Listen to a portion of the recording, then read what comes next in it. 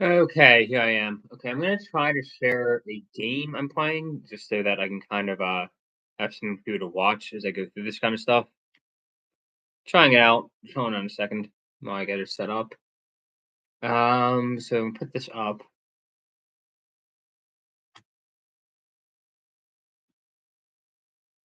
Okay, I think I got it now. 1 second.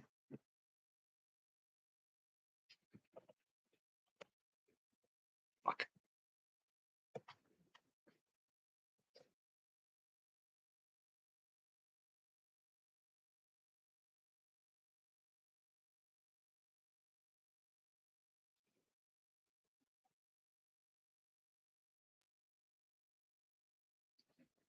Okay, I might need a faster computer to do this, but this is what I'm gonna do today. Um,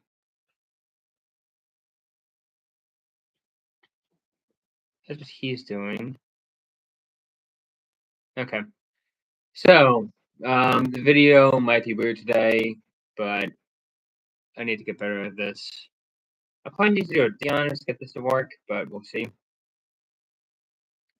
So, basically, I don't want to show my face right now because it's got the sauna, so I'm basically soaking wet by sauna. It's great. It makes you think better, and it will actually an expand your mind at the same time. I recommend it to anybody who has any kind of anxiety issues, basically. So, this game is not helping, but whatever. I'm going to do my little spiel. So, and I'm probably going to redo this without the video because this is really buggy. So, different teams have different strategies right now. And the Israel question, the Epstein question is a pretty good example of a situation where everybody's playing on the same field. So you can't really know what the right strategy is if people are playing different games. Like if would the conservatives are playing the God's Kingdom game, nobody else is really playing that game. They're either winning that or that on their own, maybe with the atheists playing some, but a lot of parties just aren't playing that game. So what's going to do it? The different teams I'm describing are going to be as follows. Um, the far right, basically anybody to the right, including into the left, Tucker Carlson. The establishment right, the center right, which is basically Daily Wire and those types of people. Yeah, they believe in some people like that. Tim Pool is occasionally more far right, but he really does stick to the center in his actual opinions. And that's two teams. The third team is going to be the populist left. The fourth team is the far left. And then the other team would be center left. Actually, that was very far. Yeah. Far left, center left. Those are basically the teams. You got far right, center left, far left. So I guess I made it more complicated than I needed it to be. And they're all reacting to the Epstein stuff in different ways. Let's start with the main characters, the people in charge right now. That means Trump and his people. Um, really an abject failure, in all honesty. Um, there is a certain level of trends. People call the Trump game dishonest, and that's not really quite true. They're honest generally in direction. They're honest directionally, so they're not honest in every single thing they say. But generally speaking, they are giving you what they think is the truth. You may agree with that or disagree with that, but that's how it is. So, what does that mean? This whole situation where the administration is obviously lying about things is not great. Um, it's just not working. The far right is also doing a bad job because their policies, the things that they want moving forward into the future, is not possible without the center right. It's just not possible to do any of the immigration limitations they want, any of the cultural restoration they want. It's just not possible with their fan base. They just don't have the numbers. So attacking the Trump administration is really a huge own goal for them. It's just not a good play. The center left has screwed up massively because they're already to blame for the situation. They didn't release the files, and their strategy is actually not a bad one, where they're basically saying, "Oh, Trump is on the files," but like we all know they would have released the files, right? If that was the case. And then the far left can just basically say, "Oh, Trump's bad because he doesn't have the files." That's actually the best strategic position to have right now. So why are the different people doing what they're doing? Well, it seems to me that the thing that's happening right now is basically there's some reason why the files aren't being released, and there are a couple of reasons possible. One, it would get a lot of powerful rich people in a lot of trouble, and you can handle a CEO or two getting thrown in prison, or political power or two getting thrown into prison. You can't have all of them be thrown in at the same time, which seems likely given the situation they're in. Furthermore, this is obviously a blackmail ring situation with all the cameras and all the photo videos and everything. Obviously a blackmail situation. So I would say that somebody that we don't want to solve is responsible for basically sponsoring Epstein, this entire thing. Most likely, and I say this as somebody who's very pro Israel, to a fault, probably Israel, which makes me not want to support them anymore. Because if they're hurting us, I'm pro Israel in theory, but if their shenanigans are going to screw us over, then they're not very good allies, are they? Like, what have they actually done for us lately? Not much at all, really.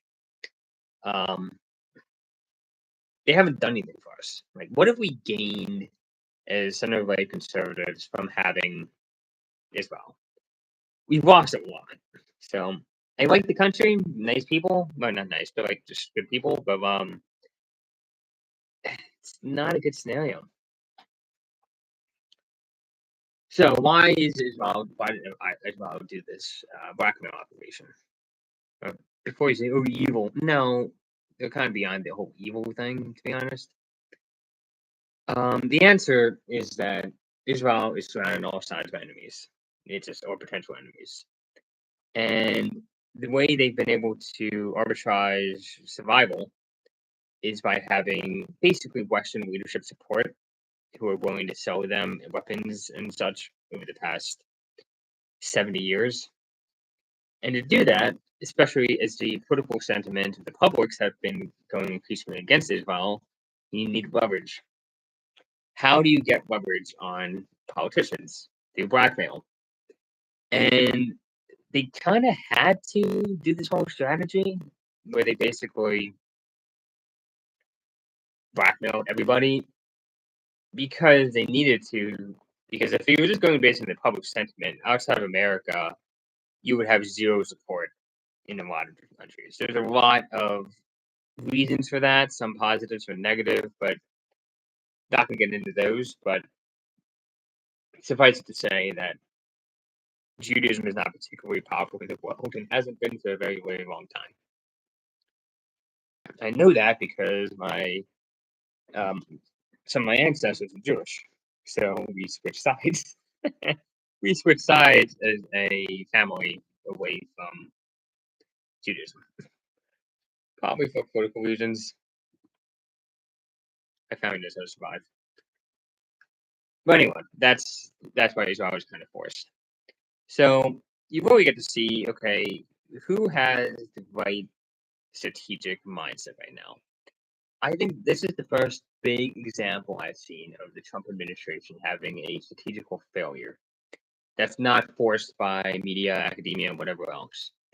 Everybody knows they're lying. A lot of their brand is based around not lying. So what they should do, and it's maybe dishonorable, they should just throw Israel under the bus and say, "Yeah, this is a facade operation. We're upset about it too, And everybody be mad at Israel for like 2 weeks, maybe a month. But ultimately, this would actually be in the benefit of Israel because if Democrats take control of America again, Israel is not going to get the same level of support they did. They're just not. Um, and what's really funny is that the change in public sentiments took place about Israel took place about 5 years ago.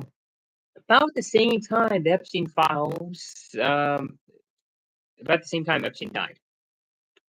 So it does seem like that was the goal of the blackmail operation. It was successful.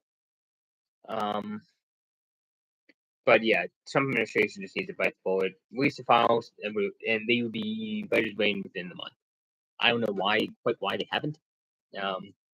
People are like, oh, Trump's on him. No, Trump was on him, the Democrats would have released the files. Period. The far right is doing even worse because they're basically shooting the horse that they came in on, and they did this before with the Iran strikes. They've been doing it a lot. It's like, yeah, okay, this is why conservatives keep losing because the paragons of the far right are idiots who don't understand real politics. They just don't get it at all. They're not they're not good at winning. Period. The far left is actually handling things fantastically well. Really amazingly well. It really makes you wonder, like, okay, like, why is the left in charge? And part of it's like institutions, and they get to their people in, yada yada yada. Part of it is they are very very good at strategy. They know when to make attacks. They know how to have their bastions where they can defend and have defended journalism, academia, parts of big business. They have their areas they can fall back to. They have their areas to attack. It's like a really strong position. They're very good at the strategy stuff. The center left is kind of on the back foot because I think the center left was basically who was targeted by this blackmailing. It's probably the group of people that was involved more often than anybody else. Shit. So anyway, there doesn't really seem to anybody. Well, but the far left has their own issues, where they basically take a bunch of 90-10 issues and take the 10% size. That's the far left's issues. The center left is actually strategically pretty strong, and their biggest weakness is the fact that they are the establishment. The center right is generally strong, but then they make big mistakes like this, where they just stick to their guns way too much. And then you got the far right, which is stupid because they just spend most of their time killing the horse they rode in on. So anyway, I think this video thing can work. I might need a faster computer for this.